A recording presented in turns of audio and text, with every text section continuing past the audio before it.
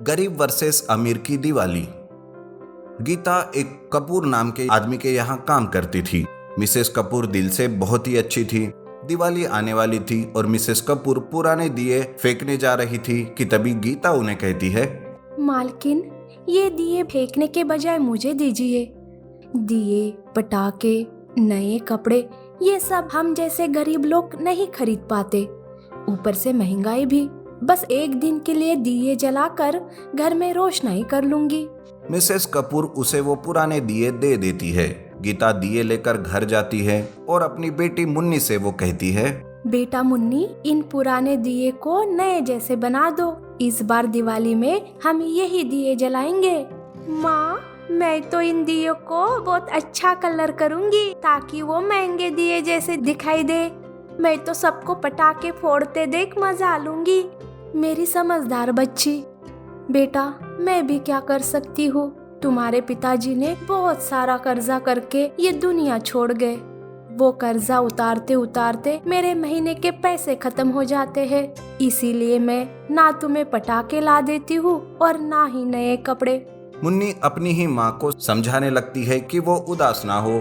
मुन्नी उन पुराने दिए को अच्छा धोकर सुखाती है और उन दियों को कलर भी करती है, जिसकी वजह से वो पुराने दिए महंगे जैसे दिखने लगते हैं। मुन्नी के झोपड़े के सामने ही एक अमीर परिवार का घर रहता था। उस घर का बेटा कमल बहुत ही घमंडी था। वो रास्ते से जा रहा था कि उसे गीता के आंगन में दिए दिखाई देते हैं। उन्हें देखकर वो सोचता है, अरे, इस गरीब मुन्नी के घर में ये महंगे दिए कहाँ से आए? हमारे पास भी तो ऐसे ही दिए हैं। कहीं इस मुन्नी ने हमारे दिए तो नहीं चुराए? मैं अभी अपनी माँ को जाकर बताता हूँ। कमल अपनी माँ को दिए के बारे में जाकर बताता है। वो भी बिना सोचे समझे अपने दिए ना देखकर मुन्नी के घर आती है। तब गीता काम पर गई थी। मुन्नी घर में अकेली ही थी।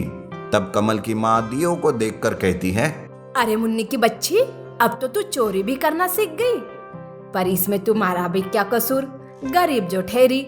गीता ने वाह बहुत ही अच्छे संस्कार दिए हैं तुम्हें। घर में घुसकर दिए चुराए तूने। चाची, मैंने कोई चोरी नहीं की, बल्कि ये तो मैंने खुद। अरे चुप कर, मैं तुम्हारी चाची वाची नहीं हूँ। मुझे पता है तुम जैसे गरीब लोग ना ऐसे ही करते रहते हो और बाद में मुखर भी जाते हो। तुम्हें तो अब अच्छा सबक सिखाती हूँ। कमल की माँ ऐसा कहकर मुन्नी को मारने जाती है कि तभी वहाँ गीता आती है और उसे रोकते हुए वो कहती है, कमल की माँ, रुक जाओ। मुन्नी पर इल्जाम लगाने से पहले देख तो लो कि तुम्हारे दिए घर में है कि नहीं। कमल तुरंत घर में चला जाता है और उनके दिए लाकर अपनी माँ को दिखाता है। तब दूध का दूध और पानी का पानी हो जाता है। लेकिन कमल और उसकी माँ माफी मांगने के बजाय अकड़ दिखाकर वहाँ से चले जाते हैं। तभी वहाँ मिसेस कपूर आती है और वो कहती है, गीता, मैंने सब सुन लिया और देख भी लिया। दुनिया में इन जैसे लोग होने के कारण ही हम जैसे अमीर लोगों पर दाग लग जाता है। पर छोड़ो इस बात को। मुन्नी, सच में तुमने तो पुराने दियों को नए दिए बनाए। इन जैसे दियों की बाजार में बहुत डिमांड होती है। मालकिन, आपको पसंद आए ये दिए तो आप ये ले लीजिए। नहीं बेटा, पर एक बात बताऊं, दिवाली में 4 दिन बाकी है। तुम और ऐसे नए दिए बनाओ, फिर मैं उन्हें बड़े बड़े मॉल में बेचूंगी। देखना, इस साल तुम खुद के पैसों से दिवाली मनाओगी। ये सुनते ही मुन्नी और गीता बहुत ही खुश हो जाती है। मिसेस कपूर मुन्नी को पुराने दिए लाकर देती है। मुन्नी उन पर डिजाइन करके कलर करती है और बाद में मिसेस कपूर उन दियों को बड़े कॉन्ट्रैक्टर्स को बेचती है और आए हुए पैसे मुन्नी को देती है। मुन्नी बहुत ही खुश होकर अपने और माँ के लिए नए कपड़े खरीदती है, पटाखे खरीदती है। इस तरह दोनों माँ बेटी दिवाली के दिन घर को सजाकर पटाखे फोड़कर दिवाली मना रहे थे। लेकिन ये सब देखकर कमल की माँ बहुत जलने लगती है। अरे ये भी ना गरीब लोग। मुझे तो बहुत गुस्सा आ रहा है। पता नहीं कहाँ से पैसे लाए जो दिवाली इतनी खुशी के साथ मना रहे हैं। मैं तो कहती हूँ कि कहीं से कोई जलता पटाखा आए और इनकी झोपड़ी जला दे। वो इस तरह से गीता और मुन्नी को बद्दुआ देती रहती है, लेकिन सब कुछ उल्टा पड़ जाता है। एक जलता हुआ रॉकेट अचानक से कमल के ही माँ के पास गिरता है और उसके साड़ी के पल्लू में आग लग जाती है और वो चिल्लाने लगती है, आग आग, बचाओ बचाओ। माँ को इस तरह देखकर कमल डर जाता है कि तभी वहाँ गीता और मुन्नी पानी लेकर आते हैं और आग को बुझा देते हैं। सही समय पर अगर गीता और मुन्नी वहां नहीं आते तो शायद बड़ा अनर्थ हो जाता। तभी कमल की माँ को अपने आप पर पछतावा होता है और वो उनसे माफी मांगती है। तब गीता कहती है, कमल की माँ, माफी मत मांगो। दिवाली का त्योहार होता ही इसलिए ताकि सारे गिले शिकवे मिट जाए। इस तरह वो दोनों परिवार मिलकर पटाखे जलाकर दिवाली अच्छे से मनाते हैं। गरीब ओनियन वाला बना करोड़पति। माधव एक ठेले पर प्याज बेचता था। उसे कभी अच्छे पैसे मिलते तो कभी कुछ भी नहीं। बस जैसे तैसे करके उसका घर चलता था। उसकी बीवी भी घर घर जाकर काम किया करती थी। एक दिन उसके घर का मालिक सवेरे सवेरे उसके घर आता है और वो कहता है, अरे ये क्या माधव, 2 महीने हो गए तूने अभी तक घर का भाड़ा नहीं दिया। अगर तुमने इस महीने पूरा भाड़ा नहीं दिया तो मैं तुम्हें घर से निकाल दूंगा। ऐसा कहकर मालिक वहां से चला जाता है। दोनों भी परेशान हो जाते हैं कि अब क्या करें। तभी उसकी बीवी कहती है, सुनिए जी, मैं मेरी मालकिन से कुछ एडवांस मांगने की कोशिश करती हूँ। जरूर कोई ना कोई तो हल निकल ही आएगा। मैं भी बाजार में जाकर देखता हूँ कि किसी से पैसे उधार मिलते हैं क्या। दोनों भी पैसे के लिए बहुत कोशिश करते हैं लेकिन कहीं से उन्हें पैसे नहीं मिलते। मायूस होकर माधव अपना ओनियन का ठेला लेकर घर आते रहता है कि तभी एक लड़का भागते हुए उसके पास आता है और वो कहता है, मेरा नाम सोहन है भैया, ये बैग अपने पास रखिए और कल सवेरे इस बैग में जो एड्रेस है वहाँ पर आ जाइए। मेरे पीछे गुंडे लगे हुए हैं, मैं यहाँ से जा रहा हूँ। ऐसा कहकर वो लड़का माधव को एक बैग देता है और वहां से भाग जाता है। माधव देखता है कि उसके पीछे कुछ गुंडे भाग रहे हैं। वो समझ जाता है कि कुछ तो गड़बड़ है और उस बैग को अपने ओनियन के बीच में छुपा देता है और जल्दी से घर चला जाता है। घर जाकर अपनी बीवी को वो सारी बात बताता है।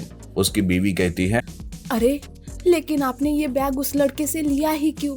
कहीं उन गुंडों को पता चला तो? अरे वो लड़का बहुत ही शरीफ दिख रहा था और वो जरूर किसी मुसीबत में था, इसीलिए तो। पर वो गुंडे, वो कौन थे? जरूर उसने कुछ किया होगा, इसीलिए तो वो गुंडे उसके पीछे भाग रहे थे। मैं तो कहती हूँ आप ये बैग ना कचरे में फेंक दो। नहीं नहीं, वो लड़का मुसीबत में था। एक बार इस बैग को खोल कर देखते हैं कि क्या है इसमें। माधव उस बैग को खोल कर देखता है तो वहां पर कुछ प्रॉपर्टी के कागज रहते हैं। उसी के साथ उस बैग में एक पर्ची होती है जहां पर एक एड्रेस लिखा हुआ था। तब माधव कहता है, शायद यही एड्रेस है जहां पर उसने मुझे कल बुलाया है। मैं कल ही ये बैग लेकर उसके पास जाऊंगा। ये तो बहुत ही महत्वपूर्ण प्रॉपर्टी के कागज है ये तो। माधव की बीवी उसे वहां ना जाने के लिए बार बार कहती है, पर माधव अपनी बीवी की बात नहीं सुनता और दूसरे दिन वो अपने ओनियन के ठेले में ही बैग को छुपाकर उस एड्रेस पर चला जाता है। वहां पे एक बहुत बड़ी हवेली रहती है। हवेली को देखकर माधव भी हैरान हो जाता है और अंदर जाने लगता है कि तभी वहां से कुछ आवाजें आने लगती है। माधव खिड़की से झांक कर देखता है तो कुछ आदमी एक बूढ़े आदमी को कुर्सी से बांध कर रखे हुए थे और उसे प्रॉपर्टी के कागजात के बारे में पूछ रहे थे। तब माधव सोचता है, अच्छा तो इसीलिए ये लोग उस लड़के के पीछे पड़े थे और इसीलिए इस बूढ़े आदमी को इन्होंने पकड़ कर रखा है, पर वो लड़का नहीं दिख रहा। माधव ऐसा सोचते हुए उस लड़के को ढूंढने की कोशिश करता है कि तभी दूसरी खोली में वो लड़का बंधा हुआ रहता है। माधव उसे आवाज देने लगता है। तब वो लड़का कहता है, भैया इन लोगों ने मुझे पकड़ लिया है, आप जल्दी से हमारे वकील के पास वो बैग लेकर जाओ, अब वही सब संभाल लेंगे। उनकी ऐसी बातें चल ही रही थी कि अचानक माधव का किसी चीज को धक्का लग जाता है, जिससे वो चीज नीचे गिरकर आवाज होती है और जो गुंडे अंदर खड़े थे उन्हें शक हो जाता है कि कोई बाहर खड़ा है। वो गुंडे बाहर आते हैं तो माधव को खिड़की के पास देखते हैं।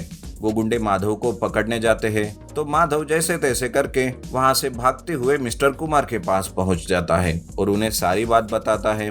मिस्टर कुमार उस प्रॉपर्टी के कागजात को कोर्ट में सबमिट कर देते हैं। उसके बाद मिस्टर कुमार और माधव पुलिस लेकर हवेली जाते हैं, जिससे उन आदमियों को पकड़ा जाता है और बूढ़े आदमी और सोहन को उन लोगों से रिहा किया जाता है। सारा काम होने के बाद माधव अपने घर चला जाता है। तब सोहन अपने वकील से कहता है, वकील साहब वो आदमी कहाँ गया जिसने आप तक ये प्रॉपर्टी के कागजात पहुंचाए?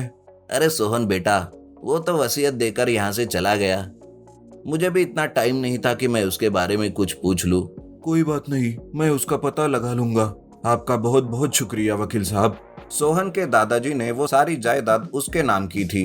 पर उसके चाचा को ये बात पसंद नहीं थी। इसलिए उसने कुछ गुंडों के साथ मिलकर सोहन और उसके दादाजी को कैद करके रखा था ताकि वो वसीयत बदल कर सारी जायदाद अपने नाम कर सके। दूसरे दिन सोहन माधव के बारे में पूछताछ करने बाजार से जाता हुआ रहता है और उसे उसका पता चल जाता है। सोहन उसके घर जाता है और कहता है, तुम्हारा बहुत बहुत शुक्रिया माधव। कल अगर तुमने हिम्मत करके वो प्रॉपर्टी के कागजात हमारे वकील तक नहीं पहुंचाए होते तो आज पता नहीं क्या हो जाता। तुम्हारा बहुत बहुत शुक्रिया माधव। नहीं, शुक्रिया कहने की कोई जरूरत नहीं। तुम सही कह रहे हो, लेकिन अब मेरा काम बाकी है और तुम्हें वो भी करना है। ये लो मेरे तरफ से इनाम। सोहन माधव को 50 एकड़ खेती देता है। माधव पहले उसे लेने से तो इनकार करता है, लेकिन सोहन जिद करता है और माधव एक ही दिन में 50 एकड़ खेत का मालिक बन जाता है, जहां पर वो ढेर सारे प्याज की खेती करना चालू करता है। इस तरह से वो एक ही साल में करोड़पति बन जाता है।